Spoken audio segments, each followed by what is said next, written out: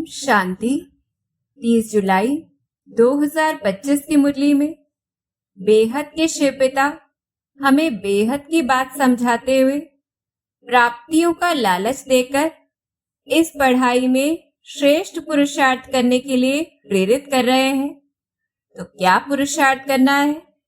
पहला तो ज्ञान के सब्जेक्ट में अपने नर से नारायण बनने के एम ऑब्जेक्ट को सदा स्मृति में रखना है। दूसरी बात, बुद्धि में चक्र फिरता रहे कि कैसे हम शूद्र से ब्राह्मण बनते हैं और अभी फिर से देवता बनना है। तीसरी बात, नशा रहे कि यहाँ बाप और बच्चों का कनेक्शन होता है।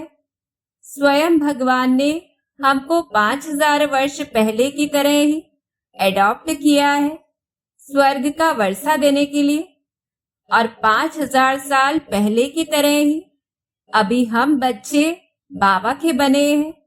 साथ ही यह पढ़ाई भी है, स्कूल भी है, जहाँ स्वयं निराकार भगवान कल्प पहले की तरह आकर रुद्र ज्ञान यज्ञ रचते हैं, हमें पढ़ाते हैं।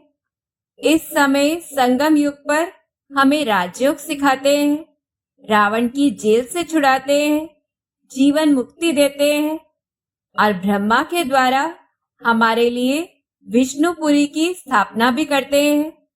हम फिर से सुखधाम में जाते हैं। हम ही सतयुग में वे राज्य करते हैं, विश्व के मालिक बनते हैं। तो इन्हीं स्मृतियों से अंदर में नशा रहे। फिर चौथी बात, ब्रह्मा बाप समान हम बच्चों को भी मास्टर ज्ञान सागर बनना है, तो ऐसा पुरुषार्थ करना है। फिर दूसरा, योग के सब्जेक्ट में पढ़ाई के मुख्य 2 ही अक्षर हैं, अल्फ और बे। तो जबकि बेहद का बाप हमें बेहद की बादशाही देते हैं, तो ऐसे पिता को जितना हम याद करेंगे बे अर्थात बादशाही प्राप्त करेंगे। और क्योंकि अभी समय बहुत थोड़ा है, इसलिए याद की यात्रा से विक्रम विनाश करने हैं, जिससे ही हम ऊंच पद पाएंगे। और यही याद पढ़ाई का मुख्य सार है, जो अंत में हमारी बुद्धि में रहेगी, जिससे देह का अभिमान पूरा खत्म हो जाएगा।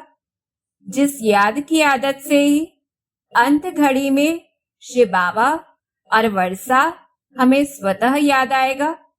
तो ऐसा अभ्यास अभी से करना है, बहुत काल का।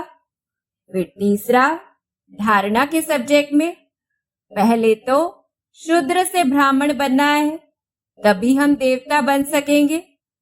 दूसरी बात, जैसे सतयुग में कोई रोता नहीं है, मोह जीत रहते हैं, ऐसे ही ड्रामा का पाठ पक्का करते हुए हमें किसी के अंदर भी मोह नहीं रखना है कि फलाना ज्ञान से चला ना जाए, हम उसको पकड़े। क्योंकि जिन्होंने कल्प पहले वर्षा लिया है वह अपने आप आएंगे, और अगर लौकिक में भी कोई शरीर छोड़ता है तो वह दूसरी जगह जाता है, इसमें रोने की तो बात नहीं है।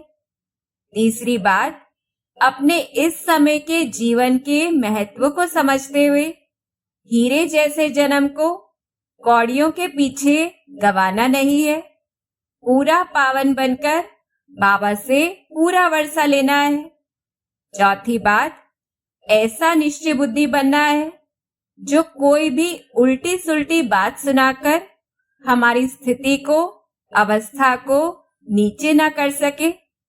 पांचवी बात, क्योंकि यहाँ हमें जीते जी मरना है, तो 5 विकारों का शिव बाबा को दान दे, स्वयं को ग्रहण से छुड़ाना है। छठी बात, याद रहे कि हम निमित्त आत्माएं हैं, तो अगर हम ही हर बात में कारण में फंसे रहेंगे तो दूसरे भी हमें फॉलो करेंगे। इसलिए अपने हर संकल्प के ऊपर अटेंशन देकर उन्हें निर्विकल्प, निर्व्यर्थ रखना है, तब निर्णय शक्ति भी हमारी मजबूत होगी और सहज रूप से निवारण कर सकेंगे। फिर 7वीं बात, घर गृहस्थ में रहते हुए हमें इस दुनिया से बेहद का वैराग्य करना है। इन्हीं स्मृतियों से कि यह तो पतित दुनिया है।